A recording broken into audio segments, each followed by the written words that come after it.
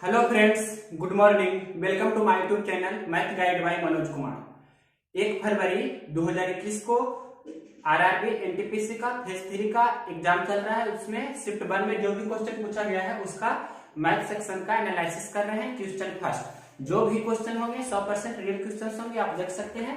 Question number first बोल रहा है कि एक वृत्त की जीवा 24 सेंटीमीटर है और केंद्र से जीवा पर डाले गए लंब की लंबाई 5 सेंटीमीटर है, तो उस वृत्त का व्यास बताइए। मतलब कोई इस प्रकार से ये आपको दिया गया है, वृत्त है और वृत्त का ये मान लीजिए कि सेंटर है O और ये है वृत्त की जीवा। तो वृत्त की जो जीवा है, तो ये वृत्त की जीवा का नाम दे देते हैं, मान लीजिए कि AB। इस सेंटर O से इस पर लंब डाला गया है। तो आप जानते हैं कि सेंटर से जीवा पर डाले गए लंब दोनों को मतलब समविभाजित करता है इस प्रकार से। तो ये जीवा आपकी दिया गया है कितना, AB आपके प्रश्न में दिया गया है जीवा की लंबाई 24, तो ये कितना हो जाएगा 12 हो जाएगा। और ये जो लंब है कितना है 5 सेंटीमीटर आपके प्रश्न में। तो पहले वृत्त की त्रिज्या निकाल लीजिए। तो वृत्त की त्रिज्या कितना हो जाएगी 5 12, तो ये कितना हो जाएगा समकोण त्रिभुज से 13 हो जाएगा। अब देखिए ये हम इस प्रकार से इसे आगे की ओर बढ़ाएंगे तो ये पूरा हो जाएगा क्या व्यास, हम इसे नाम दे देते हैं D। मतलब BD क्या हो गया, BD हो गया आपका व्यास। तो व्यास क्या होता है 2 टाइम्स ऑफ त्रिज्या होता है, यानी कि 2 गुना 13। तो आपका व्यास कितना हो जाएगा 26 सेंटीमीटर। या डायरेक्ट आप बता सकते हैं कि 13 हो गया क्या त्रिज्या, तो 13 कितना हो जाएगा 26 सेंटीमीटर हो जाएगा आपका व्यास। D बराबर 26 सेंटीमीटर।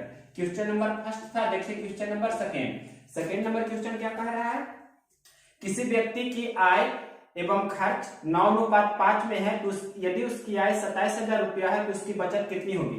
किसी व्यक्ति का आय दिया है आपके प्रश्न में कितना 9 रुपया और उसका खर्च दिया है कितना 5 रुपया। तो सबसे पहले रेशियो में उसका जो बचत होगा कितना हो जाएगा, बचत कितना होगा 9 रुपया कमाता है 5 रुपया खर्च करता है, तो 4 रुपया बचत होगा। प्रश्न में दिया है उसकी आय कितना है 27,000 रुपया। उसकी आय आपके प्रश्न में दिया है कि 27,000 रुपया है, उसकी आय 27,000 रुपया है। मतलब 9 यूनिट का वैल्यू 27,000 दिया है, तो 1 यूनिट का वैल्यू कितना होगा, यानी कि 9 में कितना से गुना करने पर 27,000 होगा, तो 3,000 से गुना करेंगे 9 में तो 27,000 हो जाएगा। तो खर्च अगर जो पूछता तो कितना होता 3,000 से गुना कर देंगे इसमें, तो 5 या 15,000 खर्च हो जाएगा। और अगर जो बचत पूछता तो इसमें भी 3,000 से गुना कर देंगे, तो कितना हो जाएगा 4 या 12,000 हो जाएगा आपका बचत। तो बचत पूछ रहा है तो ये आंसर हो जाएगा, खर्च पूछता तो 15,000 होता। तो क्वेश्चन नंबर ये था आपका सेकेंड। अब देखिए question number third number question भी बहुत ही इजी है।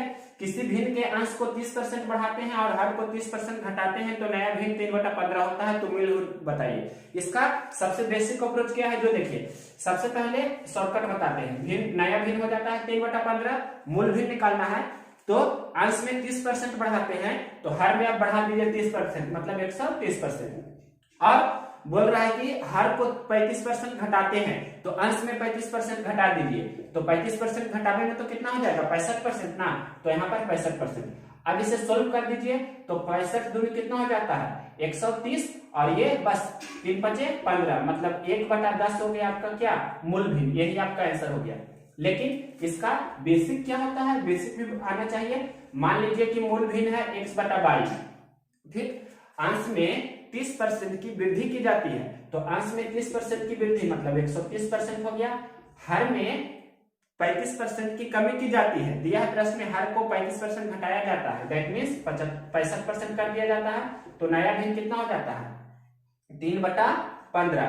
अब इसे हल कर दीजिए तो 65 दूनी 130 और यहां पर से 3×5 = 15, तो 2×5 = 10, यहाँ 10 हो जाएगा, यानी कि x/y बराबर कितना हो गया 1/10। क्रॉस मल्टीप्लिकेशन करने पर इस प्रकार से भी आपका आंसर 1/10 ही आया। ये क्वेश्चन नंबर आपका था, जो भी हो। अब देखिए क्वेश्चन नंबर 4। देखिए क्वेश्चन नंबर आपका 5। ये बोल रहा है कि मूलधन 8,000 टाइम 3 वर्ष रेट 8%, तो SI पूछ रहा है। यहाँ पर से मूलधन 6,000 टाइम 3 वर्ष रेट 10%, तो CI पूछ रहा है। दोनों का डिफरेंस कितना होगा, साधारण ब्याज और चक्रवृद्धि ब्याज का, ये आपका प्रश्न है। तो सबसे पहले SI निकालते हैं, तो SI क्या हो जाएगा, जो देखिए ध्यान से 8,000 का 8% की दर से 3 वर्ष का SI कितना होगा, तो यहाँ पर से SI कितना होगा 8 या 24%, मतलब 8,000 का 24%। तो 8,000 का 24% या ऐसे भी बना सकते हैं कि मूलधन है 8,000 और मूलधन मानते हैं परसेंट में 100 और SI कितना हो रहा है 8 या 24%। तो इस प्रकार से 2 जीरो से 2 जीरो कैंसिल हो जाएगा, तो 24 कितना होता है 192 और 1 जीरो ये, या ऐसे भी गुना कर सकते हैं 832 के 2 बाकी 3, 8 दूनी 16, 3 19, मतलब 1920 रुपया आपका हो गया साधारण ब्याज। तो चक्रवृद्धि ब्याज कितना होगा, चक्रवृद्धि ब्याज भी निकालिए। जैसे प्रश्न में दिया है 6000 आपका दिया है मूलधन, तो मूलधन को 100 मानते हैं और 10% की दर से 3 वर्ष का CI कितना होता है, तो CI होता है 33.1%, 33.1%। तो 33.1 से आप गुना कर लीजिए, यही आपका हो जाएगा। तो 2 जीरो से 2 जीरो कैंसिल करेंगे और ये दशमलव हम हटाएंगे तो नीचे 1 जीरो होगा, तो ये भी आपका कैंसिल हो जाएगा, यानी कि 6 गुना 331 होगा, वही आपका होगा CI। तो गुना कीजिए, तो 6 तिया 18 के 8 बाकी 1, 6 तिया 18 19। अब ये इतना, ये दोनों का डिफरेंस कितना है, मतलब दोनों का अंतर आपके प्रश्न में पूछ रहा है, तो यही आपका आंसर होगा, मतलब साधारण ब्याज चक्रवृद्धि ब्याज का अंतर। तो घटा दीजिए 1986 में से 1920, तो 6 में से 0 जाएगा तो 6 होगा, 8 में से 2 गया तो 6 और 9 में से 9 जीरो, मतलब 66 रुपया ही आपका होगा difference between CI and SI। ये आपका आंसर हो गया। क्वेश्चन नंबर 5 था। इसके बाद देखिए क्वेश्चन नंबर 6 नंबर क्वेश्चन क्या बोल रहा है कि किसी वस्तु को 120 रुपये में खरीदने पर 5% की हानि होती है, तो उस वस्तु का विक्रय मूल्य बताना है, कितना होगा जो। तो विक्रय मूल्य देखिए, इसका मौखिक भी बना सकते हैं कि क्रय मूल्य आपके प्रश्न में कितना लिखा है, क्रय मूल्य लिखा है ना प्रश्न में 120 रुपया है और 5% का क्या लिखा है, हानि, 5% का हानि मतलब लॉस, तो विक्रय मूल्य कितना होगा।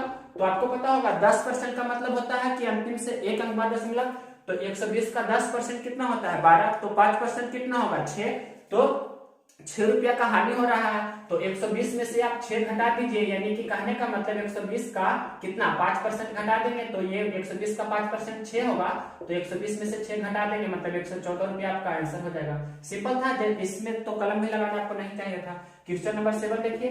7 नंबर क्वेश्चन क्या बोल रहा है कि किसी त्रिभुज के आंतरिक कोणों का योगफल एवं बाह्य कोणों का योगफल का अनुपात बताइए। तो किसी भी त्रिभुज के आंतरिक कोणों का योगफल और बाह्य कोणों का योगफल, तो आंतरिक कोणों का योगफल क्या होता है, किसी भी त्रिभुज के आंतरिक कोणों का योगफल होता है 180 डिग्री, और बाह्य कोणों का योगफल कितना होता है, कोई भी बहुभुज हो उसके बाह्य कोणों का योगफल होता है 360 डिग्री, तो इसका रेशियो कितना हो जाएगा 1:2। क्वेश्चन नंबर देखिए 8 नंबर क्वेश्चन भी इजी है। A और B की वर्तमान आयु 5:3 है, 5 वर्ष बाद यह 10:60 हो जाता है, तो इनके वर्तमान आयु का अंतर बताइए। अभी A और B का वर्तमान आयु कितना दिया है आपके प्रश्न में 5:3, मतलब वर्तमान समय में दिया है 5:3, तो यहाँ अंतर कितना है 5 और 3 का 2। फिर बोल रहा है 5 वर्ष बाद यह कितना हो जाता है, 5 वर्ष बाद यह हो जाता है 10:7, 5 वर्ष बाद हो जाता है 10:7, तो 5 वर्ष बाद अनुपात कितना है 10 और 7 का अंतर 3, तो अलग अलग समय का अनुपात दिया रहता है, तो अंतर को समान करते हैं, मतलब इसमें 3 से गुना कर देंगे, तो ये मतलब इसमें टोटल कितना से गुना करेंगे 3 से, और इसमें कितना से करेंगे 10 से, तो 3 से गुना कीजिएगा, इसमें तो कितना हो जाएगा, ये 5 तिया 15 और ये 3 तिया 9, इसमें 2 से गुना कीजिएगा तो कितना हो जाएगा 10 दूनी 20 और 7 दूनी 14, तो देख रहे हैं 15 से 20 हो रहा है और 9 से 14 हो रहा है। कहने का मतलब कि 9 से 14 हो रहा है तो 5 रेशियो बढ़ रहा है, यहाँ भी 5 रेशियो बढ़ रहा है, और वर्तमान से 5 वर्ष बाद आते हैं तो यहाँ भी 5 बढ़ रहा है, यानी कि 5 रेशियो का वैल्यू कितना है 5 वर्ष है, तो 1 रेशियो का वैल्यू कितना होगा, 1 रेशियो का वैल्यू होगा 1 वर्ष। तो प्रश्न में क्या पूछ रहा है, प्रश्न में पूछ रहा है कि उनकी वर्तमान आयु का अंतर, तो वर्तमान आयु का अंतर कितना आपको दिख रहा होगा क्लियर कि 15 और 9, 15 और 9 का अंतर कितना है, 15 और 9 का अंतर 6 है, तो 6 रेशियो का वैल्यू कितना होगा 6 वर्ष। सिंपल क्वेश्चन था, इसमें आपको भी तुरंत बना लेना चाहिए था। क्वेश्चन नंबर आपका 8 का आंसर हो गया 6 वर्ष। इसके बाद देखिए next question, question number 9। Question number देखिए 9 नंबर क्वेश्चन बोल रहा है किसी वर्ग के 36 छात्रों एवं शिक्षक की औसत आयु 18 वर्ष है। यदि शिक्षक वर्ग छोड़कर चला गया तो उस वर्ग के लड़कों की औसत आयु 17 वर्ष हो गई, तो शिक्षक की आयु बताइए। पहले औसत आयु कितना है, 36 छात्र है और 1 शिक्षक है, तो उसका औसत आयु कितना है 18 वर्ष है। ये आपके प्रश्न में दिया है औसत आयु, मतलब टोटल 37 लोगों का औसत आयु कितना है 18 वर्ष। अब एक जो शिक्षक है, 36 छात्र और 1 शिक्षक है, तो शिक्षक चला जाता है तो टोटल अब 36 छात्र ही बचा, तो उसका 36 छात्र का औसत आयु हो जाता है 17 वर्ष। पहले 18 वर्ष था, अब हो जाता है 17 वर्ष। दैट मीन्स कहने का मतलब 1 वर्ष की कमी हो रहा है, तो औसत में भी कमी होगा। तो किस प्रकार कमी होगा 36 छात्र में एकक वर्ष की कमी होगा, मतलब 36 गुना, मतलब सभी में एकक वर्ष का कमी होगा तो -1 के लिए हो रहा है, मतलब एक शिक्षक जा रहे हैं उसके आधार पर। तो यहाँ पर से कितना हो जाएगा, माइनस माइनस प्लस हो जाएगा, 18 प्लस 36, यानी कि शिक्षक की आयु मतलब टीचर की आयु कितना थी, 54 वर्ष। तो सिंपल क्वेश्चन था, फिर से समझिए। औसत क्या हो रहा है, घट रहा है, तो 18 माइनस लिखे, पहले 18 वर्ष था, अब हो रहा है 17 वर्ष, एक वर्ष की कमी हो रहा है, तो 36 स्टूडेंट पर एक वर्ष की कमी होगा, तो 36 गुना -1 मतलब माइनस माइनस प्लस 36, तो 18 36 54 वर्ष टीचर्स की आयु आंसर हो गया। क्वेश्चन नंबर देखिए 10 नंबर क्वेश्चन क्या बोल रहा है, बहुत ही इजी क्वेश्चन है। 10 नंबर ये बोल रहा है कि बहुत ही इजी क्वेश्चन है, आपको समझना होगा कि 9.08 घंटा लिखा, इस प्रकार से 9.08 घंटा है, इसको घंटा मिनट सेकेंड ये सभी में बदलना है। तो इसे हम लिख सकते हैं 9 + 8 बटा 0.08 को लिख सकते हैं, दशमलव हटाएंगे तो 8/100, इस प्रकार से 2 चौके 8, 25 चौके 100, मतलब 9.2 बटा 25 हो गया क्या, घंटा। अब इसे हम पूरा लिख सकते हैं 9 घंटा, और ये 2 बटा 25 घंटा है, मिनट में बदलेंगे तो क्या हो जाएगा, 60 से गुना करेंगे ना, ये हो गया मिनट। अब इसे कैंसिल कर दीजिए तो 25 25 12 25 60, तो 12 दूनी 24 बटा 5 क्या हो जाएगा, मिनट, मतलब 9 घंटा, और ये कितना यहाँ पर लिख देते हैं 9 घंटा, 1 से घंटा, और 24 बटा 5 क्या हो गया, मिनट। अब इसे भी भाग लगा देंगे तो 5 चौके 20, मतलब 5 4 बार में लगाए हैं तो 4.4 बटा 5 ये आपका हो जाएगा मिनट। अब देखिए 5 चौके 20 4 24 बटा 5 हो रहा है, तो 4 मिनट हुआ और 4 बटा 5 मिनट, मतलब पहले लिखते 9 घंटा 4 मिनट। अब ये 4 बटा 5 मिनट है, इसे सेकंड में बदल देंगे तो 60 से गुना करेंगे, अब ये सेकंड में हो गया कन्वर्ट, तो 12 बचे 60, मतलब 9 घंटा 4 मिनट और 12 चौक 48 सेकंड। तो इस प्रकार से ये क्वेश्चन था, आप इसे बना सकते थे, इजी क्वेश्चन था। क्वेश्चन नंबर 10 के बाद देखिए क्वेश्चन नंबर 11, 4 क्रमागत विषम संख्याओं का योगफल 160 है, तो सबसे छोटी संख्या बताना है। 4 क्रमागत विषम संख्या है, तो पहली, दूसरी, तीसरी और चौथी, इसका औसत क्या होगा, औसत बीच वाला होता है, आपको पता होगा। तो प्रश्न में लिखा है कि 4 क्रमागत विषम संख्याओं का योगफल 160 है, तो उसका औसत कितना होगा, औसत बराबर होता है योगफल बटा संख्या, तो 160 बटा 4, 160 बटा 4, तो 160 बटा 4 को बोलते हैं कितना, 40, मतलब यहाँ 40 है, तो इसके पहले विषम संख्या कितना होगा, 39 होगा, और इसके पहले विषम संख्या कितना होगा, 37। तो सबसे छोटी विषम संख्या पूछा है, तो यही आपका आंसर हो गया। सबसे बड़ी विषम संख्या पूछता तो कितना हो जाता, 39 2 41 होता, 41 2 43 होता। सबसे बड़ी ये हो जाता ग्रेटेस्ट मतलब ऑड नंबर, और ये हो गया क्या, स्मॉलेस्ट ऑड नंबर, मतलब सबसे छोटी विषम संख्या और ये सबसे बड़ी विषम संख्या, जो भी आपके प्रश्न में पूछा गया। क्वेश्चन नंबर 12 का देखिए, वीवीआई कॉन्सेप्ट है, इसके आपको समझना होगा, एक्स मानने की भी जरूरत नहीं पड़ेगी।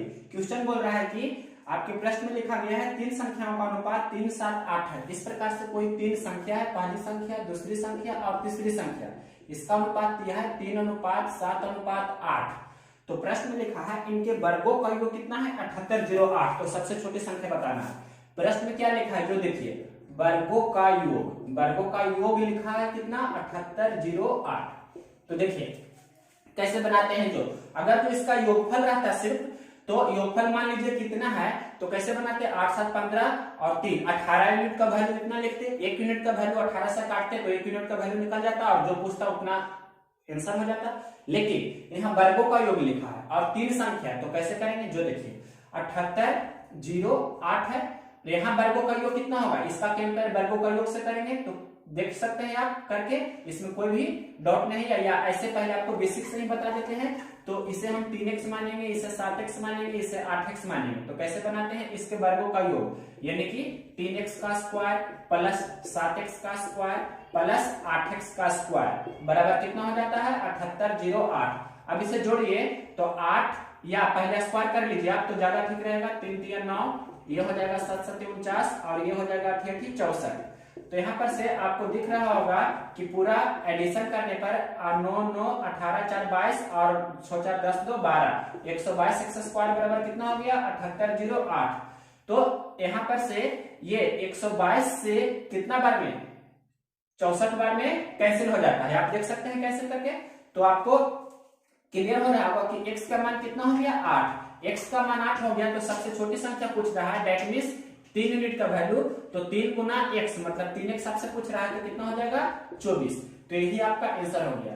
तो या डायरेक्ट भी कर सकते थे कि 7808 का कंपेयर करते कितना से 122 से, तो 1 यूनिट का वैल्यू हो जाता 64 का वर्गमूल लेने की 8 और 8 या 24 आपका आंसर हो जाता। ऐसे हम बताना चाह रहे थे। क्वेश्चन नंबर देखिए 12 के बाद 13 नंबर क्वेश्चन इंपॉर्टेंट है। कैसे इंपॉर्टेंट है जो देखिए, ये आपका मेंसुरेशन का क्वेश्चन है और मेंसुरेशन का क्वेश्चन एडवांस करके थोड़ा दिया है। देखिए किसी आयत की लंबाई जो है वृत्त के त्रिज्या का 3/5 है। आयत की लंबाई के बारे में बोल रहा है, वृत्त की त्रिज्या का। इस प्रकार से कोई भी आयत की लंबाई है, आयत की लंबाई के बारे में आपके प्रश्न में लिखा है कैसे आयत की लंबाई है, तो वृत्त की जो भी त्रिज्या होगी उसकी कितना है, वृत्त की त्रिज्या का कितना गुना है 3/5 गुना। तो पहले वृत्त की त्रिज्या हमें पता रहेगा तभी ना आयत की लंबाई निकलेगी। आगे प्रश्न में लिखा है कि वृत्त की त्रिज्या उस वर्ग का दुगुना है। अब वृत्त की त्रिज्या है जो किसी वर्ग की भुजा का दुगुना है, ये लिखा है, जिसका क्षेत्रफल 3025 है। तो सबसे पहले वर्ग का क्षेत्रफल आपके प्रश्न में दिया है। वर्ग का क्षेत्रफल कितना दिया है आपके प्रश्न में 3025 सेंटीमीटर स्क्वायर। मतलब वर्ग का क्षेत्रफल होता है भुजा स्क्वायर बराबर कितना दिया है 3025। तो वर्ग का भुजा कितना हो जाएगा √3025। तो ये किसका स्क्वायर होता है, तो आप इस प्रकार से कर सकते हैं कि 55 का साइड हो जाएगा, 5 25 और 5 6 30। हाँ मतलब 55 सेंटीमीटर हो गई वर्ग की भुजा। वर्ग की भुजा कितना होगी 55 सेंटीमीटर। तो प्रश्न में लिखा है कि किसी आयत की लंबाई वृत्त की त्रिज्या का 3/5 गुना है। आगे लिखा है कि वृत्त की त्रिज्या उस वर्ग की भुजा का दुगना है। मतलब वृत्त की त्रिज्या जो है वर्ग की भुजा का दुगना है। मतलब 55 है तो 55 गुना कितना है 2 वृत्त की त्रिज्या। और आयत की लंबाई फिर इसमें 3/5 से गुना करेंगे तो आयत की लंबाई हो जाएगा 11 5 55। तो एक 3 गुना 2 और गुना 11, 11 6 66 हो जाएगा क्या आयत की लंबाई। आयत की लंबाई हो गया। फिर आगे प्रश्न में लिखा है आयत की चौड़ाई है जो वर्ग की भुजा का 1/5 है। आयत की चौड़ाई जो है मतलब वृत्त कितना है वर्ग की भुजा 55, 55 का कितना है 1/5 है। 55 का 1/5 मतलब कितना हो जाएगा 11 ना। मतलब लंबाई हो गया 66, चौड़ाई हो गया कितना 11। तो आयत का क्षेत्रफल कितना होता है length into breadth, that means 66 गुना 11। 66 गुना 11 कर सकते हैं तो 6 हो जाएगा। 6 6 12 के 2 बाकी 1 और 6 1 7, तो 726 सेंटीमीटर स्क्वायर हो जाएगा। या आप ऐसे भी गुना कर सकते हैं 66 66, तो 6 हो जाएगा। 6 6 12 के 2 बाकी 1 6 1 7। जैसे आपको सुविधा पड़ता है वैसे गुना कीजिए, ये नहीं कि ट्रिक ही यूज कर रहे हैं। क्वेश्चन नंबर ये 13 था। देखिए क्वेश्चन नंबर 14 नंबर क्वेश्चन क्या है, ये भी बहुत ही इजी क्वेश्चन है कि 3 एपी का क्वेश्चन है। एपी आप पढ़ेंगे 10 क्लास में, 3 है 8 है 13 है। और इस प्रकार से आपको पूछ रहा है कि 50वां पद कितना होगा, जो मतलब 50th टर्म कितना होगा, 50वां पद आपको बताना है। तो 50वां पद कैसे निकालते हैं, डायरेक्ट आपको पता होना चाहिए। 20वां पद होता है a + 19d, nवां पद होता है a + n - 1 × d। तो 50वां पद कितना होगा a + 49d। डायरेक्ट करते हैं तो a का मान कितना है 3 है, 49 गुना मतलब 50वां पद निकाल रहे हैं 50। तो a + 49d, a 3 है 49 गुना d का मान कितना है 5 है, 5 पद पर गैपिंग है मतलब d का मान कितना है 5, तो 49 गुना 5। तो 3 + 49 गुना 5 कैसे करेंगे, तो 50 25 250 होता है, 5 कम कर देंगे तो 245।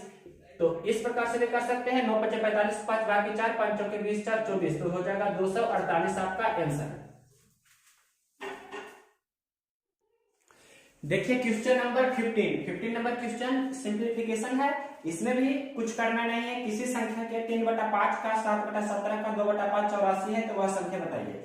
किसी संख्या को x मान लेते हैं, उसका 3/5, फिर लिखा है का 3/5 का 3/17। इस प्रकार से आपके प्रश्न में 7/17 लिखा है और फिर का है 2/5, तो वो संख्या कितना है 84।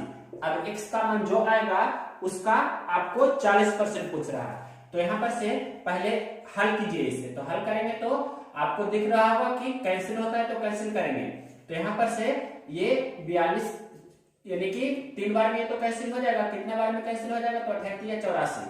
और ये 2 से या 7 दूनी 14 से 14 दूनी 28 कैंसिल कर दिया हमने, ऊपर ये पूरा कैंसिल हो जाएगा।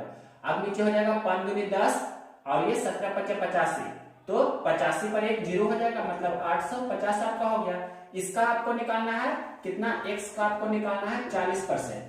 दैट मींस कहने का मतलब कि 850 का 40%, 40/100 लिख सकते हैं। 2 0 से 2 0 कैंसिल हो जाएगा, तो 5 चौके 20 और 8 चौके 32 और 2 34 यानी कि 340 रुपया आपका आंसर हो जाएगा। ये क्वेश्चन नंबर आपका था 15। इसके बाद देखिए क्वेश्चन नंबर 16 नंबर क्वेश्चन भी इजी है। प्रश्न बोल रहा है किसी संख्या के वर्ग में से उस संख्या को घटाने पर 812 प्राप्त होता है। किसी संख्या x है उसका वर्ग में से इसी संख्या x को घटाने पर 812 प्राप्त होता है। तो x का मान आपको बताना है कितना होगा। तो देखिए ऐसा संख्या लीजिए कि इसके आसपास का वर्ग हो। तो 800 के पास वाला 25 25 से 625, 26 26 से 676, 27 27 से 729, 28 28 से 784, 29 29 से 841। तो 29 का स्क्वायर 812 के पार हो जाता है, 841 होता है। तो 28 का स्क्वायर होगा 784। तो यहाँ पर x पहले कॉमन ले लीजिए। तो x माइनस 1 होगा बराबर कितना 812। अब x के जगह पर हम अगर जो 28 रखते हैं तो ये कितना हो जाएगा कि 28, तो ये हो जाएगा 27। तो कम जाएगा ना, यहाँ पर हम रखते हैं, यहाँ पर कितना मान लीजिए कि 29 रख रहे हैं x की जगह पर, यहाँ रख रहे हैं 28। तो हो जाएगा ऐसा, क्यों हो जाएगा आप चेक करके देख सकते हैं। 28 गुना 29 कीजिए तो इतना हो जाएगा 812 करके देख सकते हैं। 8 9 72 के 2 बाकी 7, फिर 9 दूनी 18, 8 दूनी 16, तो 18 16 34 और 7 41 के एक बाकी 4, 2 दूनी 4 और 4 8 हो रहा है। मतलब आपको पूछ रहा था x, तो x का मान कितना होगा 28 नहीं 29। ये वाला आपका होगा x का मान 29 और x माइनस 1 पूछता तो होता 28 यानी 29 आपका आंसर होगा। या इसे द्विघात समीकरण से आप बना सकते हैं। क्वेश्चन नंबर ये आपका हो गया 16। अब देखिए 17 नंबर क्वेश्चन क्या कह रहा है कि 185 मीटर लंबी ट्रेन 70 किलोमीटर प्रति घंटा की चाल से 136 मीटर लंबी दूसरी ट्रेन है जिसकी स्पीड 65 किलोमीटर प्रति घंटा है, उसे कितनी देर में पार करेगी। तो दोनों एक दूसरे को पार कर रही है, तो सापेक्षिक चाल जुटेगा। तो समय बराबर क्या होता है दूरी बटा चाल। तो दूरी दोनों ट्रेनों की लंबाई का योगफल होगा। तो 185 और 136 ये हो गया टोटल आपका दोनों ट्रेनों की लंबाई का योगफल, मतलब कुल दूरी। और चाल हो जाएगा सापेक्षिक चाल, दोनों विपरीत दिशा में है तो जुटेगा, समान दिशा में घटता है विपरीत दिशा में जुड़ता है। तो 65 किलोमीटर प्रति घंटा दूसरा ट्रेन की चाल है, पहला ट्रेन की चाल है 70 किलोमीटर प्रति घंटा। तो 70 प्लस 65 ये हो गया किलोमीटर प्रति घंटा, 70 किलोमीटर और 65 किलोमीटर प्रति घंटा ये हो गया किलोमीटर प्रति घंटा। लेकिन ऊपर मीटर है तो इसे मीटर प्रति सेकंड में कन्वर्ट कर लेंगे। तो हल कर लीजिए, पहले ऊपर जोड़ लीजिए। तो 6 5 11 बाकी 1 और ये कितना हो जाएगा 18 12 30 1 31 और 1 32 जो भी होगा जोड़कर आप देख सकते हैं 330 और नीचे हो जाएगा 5 और ये 7 और 6 13। तो 135 किलोमीटर प्रति घंटा है, मीटर प्रति सेकंड में बदलेंगे तो 5/18 होगा। तो ये तो कैंसिल नहीं होता 18 से, लेकिन कुछ तो होगा। 5 3 8 1 9, तो 9 से कर देते हैं कैसे, 9 2 18, ये 9 से 15 9 35 से, तो कितना हो जाएगा और ये 2 ऊपर जाएगा, मतलब 321 दूनी कितना हो जाएगा 642, 642/75 इतना आपका हो जाएगा क्या ये मीटर, क्या हो जाएगा मीटर। तो मीटर नहीं सेकंड होगा, क्योंकि ये मीटर प्रति सेकंड में बदला गया तो सेकंड ऊपर जाएगा, मीटर से मीटर कैंसिल हो जाएगा, ये मीटर से मीटर कैंसिल हो जाएगा। तो ये क्या होगा सेकंड, क्या होगा सेकंड, टाइम निकाल रहे हैं किलोमीटर प्रति घंटा को मीटर प्रति सेकंड में बदले 5/18 से, सेकंड ऊपर जाएगा तो इतना सेकंड आपका आंसर होगा, जो भी कैलकुलेशन करके आएगा। ये क्वेश्चन नंबर 17 था। देखिए क्वेश्चन नंबर 18 नंबर क्वेश्चन क्या कह रहा है, साइन ए माइनस बी बराबर आपके प्रश्न में लिखा है साइन ए माइनस बी बराबर 1/2 और भी लिखा है उसी प्रकार से कॉस ए प्लस बी है। कॉस ए प्लस बी कितना है, ये भी आपका है 1/2। तो ए और बी में क्या संबंध हो सकता है, ये आपसे प्रश्न है। ए ग्रेटर देन बी की लेस देन बी या ए इक्वल टू बी, इस प्रकार से लिखा गया है।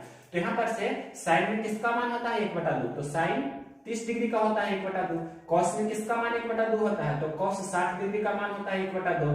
यानी कि a माइनस बी का मान कितना हो गया 30 डिग्री और a प्लस बी का मान कितना हो गया, a प्लस बी का मान हो गया 60 डिग्री।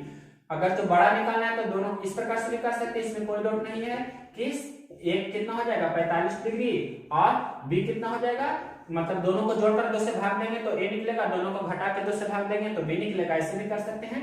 तो b कितना होगा, मतलब दोनों जोड़कर 60 है, जिसमें से एक है 45 तो दूसरा होगा ना 15, मतलब b होगा 15। या चेक कर दीजिए 45 में से 15 घटा देंगे तो 30 हो रहा है, 45 प्लस 15 60 हो रहा है। तो एक बड़ा है b से, जो ये होगा ऑप्शन वो आपका सही होगा। क्वेश्चन नंबर 18 के बाद देखिए क्वेश्चन नंबर 19 नंबर क्वेश्चन क्या कह रहा है, एक षटभुज की भुजा 25 सेंटीमीटर है तो उसका क्षेत्रफल बताइए। षटभुज किस प्रकार से होता है, मतलब हेक्सागन जिसे बोलते हैं, ये है हेक्सागन।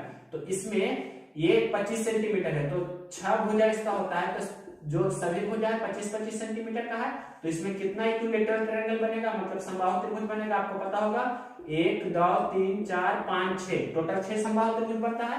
तो इसका क्षेत्रफल होगा क्या, 6 गुने √3/4 गुना भुजा स्क्वायर, मतलब कितना 25 का स्क्वायर, या 25 गुना 25 लिख सकते हैं। ये इसका क्षेत्रफल होता है, मतलब इसका एरिया, यानी कि एक समबाहु त्रिभुज का क्षेत्रफल होता है √3/4 गुना भुजा स्क्वायर। तो ऐसा 6 है तो 6 गुना √3/4 गुना भुजा स्क्वायर, मतलब 25 गुना 25। अब इसे हल कर लीजिए तो 3 दूनी 6, ये 2 दूनी 4 और ये 3 दूनी 6, मतलब कितना हो जाएगा, और तो कैंसिल नहीं होगा तो 25 गुना 25 625 गुना 3, तो 625 गुना 3 कितना होगा। यहाँ पर से आप गुना भी कर सकते हैं, तो 25 तिया 75 और 6 तिया 18 75/2, जो भी कैलकुलेशन करके आएगा वही आपका इतना सेंटीमीटर स्क्वायर आपका आंसर होगा। 25 गुना 25 गुना 3/2। क्वेश्चन नंबर 20 देखते हैं। देखिए क्वेश्चन नंबर 20 क्या कह रहा है कि √1521 इस प्रकार से आपको लिखा गया है 1521 बटा कितना है 1849, इसका आपको वैल्यू बताना है। तो 1521 किसका वर्ग होता है, तो आपको पता होगा, ये तो सिंपल 50 का बेस पर भी कर सकते हैं कि 50 से कितना 39 का वर्ग, ये है आपको दिख रहा होगा डायरेक्ट 39 का वर्ग। क्यों है, क्योंकि 50 से 39 कितना कम है, 11 कम, तो 11 का स्क्वायर 121 होता है। तो 121 के 21 लिखते हैं 2 अंक, बाकी एक 25 में से 11 घटाते हैं तो 14 और 1 जोड़ते हैं, बाकी तो 15 हो गया। और ये किसका स्क्वायर है, तो 49, मतलब 50 के पास 50 से कम हो रहा है, मतलब 50 से 7 कम, तो 50 से 7 कम यानी कि 43 का ये वर्ग है। 43 का वर्ग कैसे है, टेस्ट कर लीजिए। तो 50 से 7 कम है 43, तो 7 का स्क्वायर 49 और 25 में 7 घटाते हैं तो 18 हो रहा है, तो यही आपका आंसर होगा। क्वेश्चन नंबर देखिए इसका 21, या वर्गमूल निकालने का जो नियम होता है उससे भी कर सकते हैं। तो ये तो ज्यादा बड़ा नहीं है, सिंपल है, 50 का बेस का यूज करके दिया है। 21 नंबर क्वेश्चन है, किसी व्यक्ति के पास उसके वेतन का 5/4 भत्ता है, वेतन का 5/4 भत्ता है। तो वेतन है कितना, वेतन है उसका 4, तो भत्ता कितना है 5, तो उसका कुल आय मतलब कुल इनकम कितना हो जाएगा, कुल आय हो जाएगा 5 4 9 यूनिट। तो प्रश्न में पूछ रहा है कि कुल आय का भत्ता कितना होगा, तो भत्ता कितना है 5, तो कुल आय का भत्ता कितना होगा 5/9, कुल आय 9 है, इसका भत्ता कितना होगा 5, मतलब 5/9 आपका आंसर होगा। क्वेश्चन नंबर देखिए 22 नंबर क्वेश्चन भी इजी ही है, ये भी आपका सिंप्लीफिकेशन का है। सिंप्लीफिकेशन हमने आपको बताया है एलसीएम का है। 4 अंकों की वह छोटी से छोटी संख्या बताइए जो 2 3 5 से विभाज्य हो तथा प्रत्येक दशा में शेषफल 1 बचे। तो आपको ये पता होगा कि 2 3 और 5 का पहले एलसीएम निकालते हैं, तो कितना होगा 2 3 6 5 30, तो वह संख्या कितना हो जाएगा 30 का मल्टीपल, और प्रत्येक दशा में शेषफल 1 बचे तो 1 जोड़ेंगे, मतलब वो संख्या मतलब नंबर कितना हो जाएगा, एलसीएम हो गया कितना 2 3 5 का एलसीएम 30, या ऐसे लिख भी देते हैं कि एलसीएम ऑफ 2 3 एंड 5 इंटू इसका k टाइम्स, मतलब इसका मल्टीपल, और प्रत्येक दशा में 1 शेष बचे तो 1 जोड़ देंगे। अब देखिए यहाँ पर 2 3 5 का एलसीएम 5 ये 15 दूनी 30, गुणनफल हो जाएगा 30k + 1। अब हमें जाना है 4 अंकों की छोटी से छोटी संख्या, मतलब 1000 के करीब जाना है। 4 अंकों की सबसे छोटी संख्या कितना होगा, 1 अंकों की 1, 2 अंकों की 10 और 3 अंकों की कितना होता है 100, 4 अंकों की 1000, तो 1000 के करीब हमें जाना है। तो 30 में कितना से गुना करें कि 1000 के करीब जाए, तो 30 गुना 30 करते हैं तो होता है कितना 30 से 900, तो 900 हो रहा है, 1000 के करीब जाना है। 35 से गुना कर देते हैं तो 35 तिया 75 से 1050 1000 से ऊपर चला जाता है, तो 35 से एक कम गुना करते हैं 34 से, तो देखिए क्या होता है, मतलब के जगह पर हम ले रहे हैं 34, तो 34 लेंगे तो 30 गुना 34 + 1, तो 34 तिया 102 होता है ना, और ये 0 + 1 तो कितना हो जाएगा 1021, तो वो संख्या आपका होगा 1021। ये आप टेस्ट कर लीजिए, 2 से भागा लगाइएगा तो 20 रहता तो कट जाता, तो 1 शेष बच रहा है।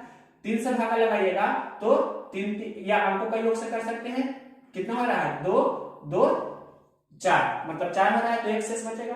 5 का विभाज्यता का नियम होता है, लास्ट में 0 रहेगा तो कट जाएगा तो 1 शेष बचेगा, तो आपका सेटिस्फाई कर रहा है कंडीशन, 1021 आपका आंसर होगा कन्फर्म। क्वेश्चन नंबर देखिए 23 नंबर क्वेश्चन है, किसी त्रिभुज एबीसी में कोण ए 45 डिग्री है तथा कोण बी तथा सी के समद्विभाजक बिंदु आई पर मिलते हैं, तो कोण बीआईसी का मान बताइए। मतलब इस प्रकार के बहुत सारे प्रश्न आप बनाए होंगे। मतलब ये आपका कोण ए कितना दिया है 45 डिग्री 45 डिग्री है, और ये कोण बी है और ये कोण आपका सी है। तो इसका समद्विभाजक और इसका समद्विभाजक यहाँ पर मिल रहा है जिसका नाम आई दिया है।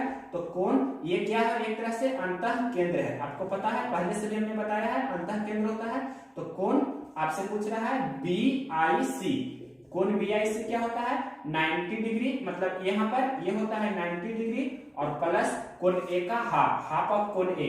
तो 90 डिग्री में आप जोड़ देंगे, कोण ए कितना है 45, तो 45 का आधा कितना होता है 22.5, मतलब 90 डिग्री प्लस 22.5 डिग्री, तो कितना हो जाएगा ये 2 हो जाएगा और 9 2 11 112.5, मतलब 100 और 12.5 डिग्री आपका ये हो जाएगा 112.5, इतना डिग्री आपका आंसर होगा। 90 डिग्री और इसका हाफ करके यहाँ जोड़ते हैं। ये अंतः केंद्र है, तो अगर जो बाह्य केंद्र रहता तो क्या करते, बाह्य केंद्र रहता तो 90 डिग्री में से हम घटाते 45 डिग्री का आधा, ये आपको पता है। अगर जो ये परिकेंद्र रहता तो इसका दुगना करते, अगर जो ये लंब केंद्र रहता तो 180 में से 45 घटाते। सभी हमने आपको नोट्स में लिखाया है 2-3 वीडियो पिछला में। क्वेश्चन नंबर 23 के बाद देखिए क्वेश्चन नंबर 24, यहाँ पर भी हमने रिवाइज करा दिया। लंब केंद्र रहेगा तो 180 में से घटाएंगे, परिकेंद्र रहेगा तो दुगना कर देंगे। क्वेश्चन नंबर ये था आपका 23। अब देखिए क्वेश्चन नंबर 24, ये षटभुज वाला भी हमने करा दिया। नेक्स्ट क्वेश्चन देखिए, किसी भी त्रिभुज के तीनों शीर्षों का निर्देशांक दिया है। ये कोई 3 त्रिभुज है जिसका निर्देशांक मतलब पहला शीर्ष है 1 2, दूसरा शीर्ष आपका दिया है 1 3, तीसरा शीर्ष आपको दिया गया है कितना, तीसरा शीर्ष है 3 4। तो ये किस प्रकार का त्रिभुज है, आपको ऑप्शन दिया गया है कि समबाहु त्रिभुज है, विषमबाहु त्रिभुज है, द्विकोण त्रिभुज है, जो भी, तो कौन सा होगा जो। तो यहाँ पर से इसका लंबाई निकाल लीजिए। तो लंबाई कैसे निकालते हैं, इस प्रकार से root under x2 minus x1 का square plus y2 minus y1 का स्क्वायर। तो रूट अंडर इस प्रकार से कर सकते हैं, देखिए ध्यान से, मतलब ये इसे x1 y1 समझिए या इसे x1 y1 समझिए और इसे x2 y2 समझिए, जैसे भी समझ सकते हैं। तो x2 माइनस x1 का स्क्वायर मतलब 1 माइनस 1 का स्क्वायर तो 0 हो जाएगा, फिर y2 माइनस y1 का स्क्वायर तो 3 माइनस 2 का स्क्वायर, तो 3 माइनस 2 मतलब 1 का स्क्वायर 1 होगा, 1 का वर्गमूल 1 होगा, तो डायरेक्ट हम यहाँ लिख रहे हैं 1। ये कितना होगा, तो देखिए 3 माइनस 1 मतलब 2 का स्क्वायर 4, रूट अंडर में प्लस ये कितना होगा, मतलब 3 माइनस 1 तो 2 का स्क्वायर 4, 4 माइनस 3 तो 1 का स्क्वायर 1, तो 4 1 कितना हो जाएगा रूट 5 ये हो गया। ये कितना होगा जो देखिए कि 3 माइनस 1 2, 2 का स्क्वायर 4 प्लस 4 माइनस 2 तो 2, 2 का स्क्वायर फिर 4, तो 4 4 8 8 8 का मतलब क्या हो गया 2 रूट 2। तो ये तो सभी अलग अलग साइड्स हो गया ना, तो अलग अलग साइड्स होता है तो इसे क्या बोलते हैं विषम बाहु त्रिभुज। तीनों भुजा की लंबाई अलग अलग हो तो इसे विषम बाहु त्रिभुज, इंग्लिश में स्केलेन ट्रायंगल ये बोलते हैं। या आप इस पर भी चल सकते हैं कि a square plus b square और बराबर सी स्क्वायर रहे, या लेस देन सी स्क्वायर रह सकता है या ग्रेटर देन सी स्क्वायर रह सकता है।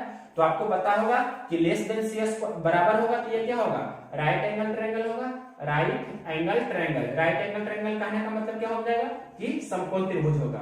अगर जो ग्रेटर देन है सी स्क्वायर तो ये क्या हो जाएगा ऑब्टयूज एंगल ट्रायंगल। ऑब्टयूज एंगल ट्रायंगल का मतलब क्या हो जाएगा अधिक कोण त्रिभुज, अधिक कोण त्रिभुज। अगर जो लेस देन सी स्क्वायर आता है तो क्या बोल सकते हैं acute angle triangle. Acute angle triangle कहने का मतलब क्या हो जाएगा न्यून कोण त्रिभुज। तो इस प्रकार से भी आप इसे कर सकते हैं। क्वेश्चन नंबर 24 देखिए, क्वेश्चन नंबर 25। क्वेश्चन नंबर देखिए 25, किसी धन का साधारण ब्याज 60 वर्ष में मूलधन का 56% हो जाता है, मतलब मूलधन का 56% हो जाता है। 60 वर्ष में आपके प्रश्न में लिखा है कि साधारण ब्याज मूलधन का 56% हो जाता है। साधारण ब्याज मूलधन का 56% हो जाता है, कहने का मतलब मूलधन का 56% हो जाता है। तो मूलधन आपका 100 है तो साधारण ब्याज कितना हो जाता है 56। ये आपके प्रश्न में दिया गया है। 56/100 का मतलब हुआ कि साधारण ब्याज 56 और मूलधन 100। तो 7 वर्ष का ये दिया गया है आपके प्रश्न में कि 7 वर्ष का ब्याज कितना है 56। इस प्रकार से दिख रहा होगा कि 7 वर्ष का ब्याज कितना है, 7 वर्ष का ब्याज कितना है 56 रुपया। तो 1 वर्ष का ब्याज कितना होगा 56/7 यानी कि 8 रुपया। 1 वर्ष का ब्याज 8 रुपया होगा। तो प्रश्न में बोल रहा है कि कितने वर्ष में साधारण ब्याज मूलधन के समान यानी कि बराबर हो जाएगा, कितने वर्ष में। तो 8 रुपया ये क्या हो गया ब्याज, ब्याज हो गया आपको कितना 8 रुपया। तो आपको ये मूलधन के समान हो जाना चाहिए, कहने का मतलब मूलधन कितना होता है 100। तो यहाँ पर हमें 100 बनाना है, मूलधन के बराबर हो जाना चाहिए। मतलब 8 में कितना से गुना करें, ये तो एक वर्ष में ना है, एक वर्ष का साधारण ब्याज कितना है 8, हमें इसे 100 बनाना है। तो 100 कैसे बना लेंगे, तो 8 में कितना से गुना करेंगे कि 100 बन जाए, तो 8 में आपको 12.5 से गुना करेंगे तो सबसे पहले कितना होगा, यहाँ आपको करके बता देते हैं। 12.5 से गुना कीजिएगा 8 में, तो देख सकते हैं यहाँ 12.5 गुना 8 कितना होगा, 8 × 40 का 0, बाकी 4, 12 × 96 और 4 100 हो जाता है। यानी कि 12.5 से गुना करना होगा हमें। तो 12.5 एक में भी 12.5 से गुना करेंगे, आप एक में भी 12.5 से गुना करेंगे तो कितना होगा 12.5 वर्ष। यानी कि 12.5 वर्ष में ये कितना हो जाएगा 8 × 12.5, तो अभी हमने गुना किया कितना हो गया 100, यानी कि साधारण ब्याज हो गया 100। तो मूलधन होता है ना 100, मूलधन 100 होता है एक्चुअल में जो परसेंटेज में मानते हैं। यानी कि साधारण ब्याज मूलधन के बराबर हो रहा है कब, जब 12.5% रहेगा रेट, मतलब टाइम तब, यानी कि टाइम आपका आंसर हो जाएगा 12.5 वर्ष। क्वेश्चन नंबर 25 के बाद देखिए लास्ट क्वेश्चन, क्वेश्चन नंबर 26। इसके बाद जो भी क्वेश्चन होगा बचा हुआ 1-2-3 क्वेश्चन वो सिर्फ 2 वाले वीडियो में करा देंगे। प्रश्न ये है कि बहुत ही इजी क्वेश्चन है। क्वेश्चन समझना है, किसी व्यक्ति के पास कुछ मुर्गियां हैं और कुछ बकरियां हैं, जानवरों की सिरों की संख्या कुल 42 है। मतलब टोटल कुल सिर आपके प्रश्न में कितना दिया है, कुल सिर, यानी कि इसे इंग्लिश में लिखेंगे तो टोटल हेड। कुल सिर आपके प्रश्न में कितना दिया है, ये 42 है, कुल सिर 42 है। और प्रश्न में दिया है कुल पैरों की संख्या, मतलब टोटल नंबर ऑफ फुट्स, कुल पैरों की संख्या कितना दिया है, या लिख सकते हैं टोटल नंबर ऑफ फीट। कुल पैर कितना आपके प्रश्न में दिया है 138। तो प्रश्न में पूछ रहा है कि उसके पास कुल कितनी मुर्गियां हैं, प्रश्न में पूछ रहा है कुल कितनी मुर्गियां हैं, इस प्रकार से पूछ रहा है। तो मुर्गी है और प्रश्न यहाँ पर क्या क्या है, गाय है, और यहाँ लिख रहे हैं कि आपके क्वेश्चन में दिया गया है 2 चीज है, गाय है और मुर्गी है। तो गाय का कितना पैर होता है आपको पता होगा, गाय का 4 पैर होता है, मुर्गी का 2 पैर होता है। तो यहाँ पर दोनों का अंतराल कितना का है, 2 पैरों का अंतराल है। गाय का 4 पैर, मुर्गी का 2 पैर, तो 2 पैरों का अंतर है। और यहाँ देखिए, यहाँ पर आपको निकालना है मुर्गी का कितना पैर होगा जो, तो इसे कैसे निकालते हैं, सबसे शॉर्टकट अप्रोच आपको बता रहे हैं, ध्यान देना है कैसे बनाते हैं इसे। जो मुर्गी का निकालना है तो टोटल जो 42 सिर है, मान लीजिए कि टोटल का टोटल है जो गाय का है, तो एक गाय का 4 पैर होता है, तो 42 गाय का कितना होगा 42 × 4, तो 42 × 4 कितना हो जाएगा, 4 दूनी 8, 4 चौके 16, 168 पैर हो गया। फिर से समझिए हम कैसे बता रहे हैं, आपको मुर्गियों की संख्या निकालना है, तो मान लेंगे टोटल के टोटल यानी कुल 42 सिर है, जो टोटल है किसका, गाय का। तो एक गाय का 4 पैर, तो 48 गाय का कितना होगा, 42 गाय है तो 42 गाय का कितना होगा 42 × 4 मतलब 168 पैर। तो यहाँ प्रश्न में दिया है कितना 138 पैर दिया है प्रश्न में, तो 138 और 168 का डिफरेंस कितना का है, तो 30 पैरों का डिफरेंस है। और यहाँ कितना का डिफरेंस है 2 पैरों का, तो 30 में 2 से डिवाइड कर देंगे, मतलब कितना होगा 15। तो 15 क्या हो गया मुर्गी, 15 मुर्गी हो गया, ये आपका आंसर हो गया। अगर जो पूछता गाय, तो गाय कैसे निकालते हैं, टोटल कितना है 42, तो 42 में से 15 कितना हो गया मुर्गी, तो गाय कितना हो जाएगा 42 में से 15 घटा देंगे तो 12, यानी कि कितना हो जाएगा यहाँ पर से 27, तो 27 आपका हो जाएगा गाय। इस प्रकार से आप इसे तुरंत बना सकते थे। ये क्वेश्चन नंबर आपका था कितना 26। अब जो भी क्वेश्चन बचा है आपको शिफ्ट 2 में शिफ्ट 1 वाला भी 1-2 क्वेश्चन करा सकते हैं। तो ये वीडियो अगर जो पसंद है 1 फरवरी 2021 को शिफ्ट 1 वाला मैथ एनालिसिस, तो इसे शेयर कर सकते हैं अपने सोशल ग्रुप्स में। और मेरे चैनल को अभी तक सब्सक्राइब नहीं किए हैं तो सब्सक्राइब कीजिए। और भी जो चैप्टर वाइज होता है वो भी हम पूरा करेंगे। अभी सेट प्रैक्टिस कर रहे हैं, जल्द ही हम चैप्टर वाइज भी स्टार्ट करेंगे।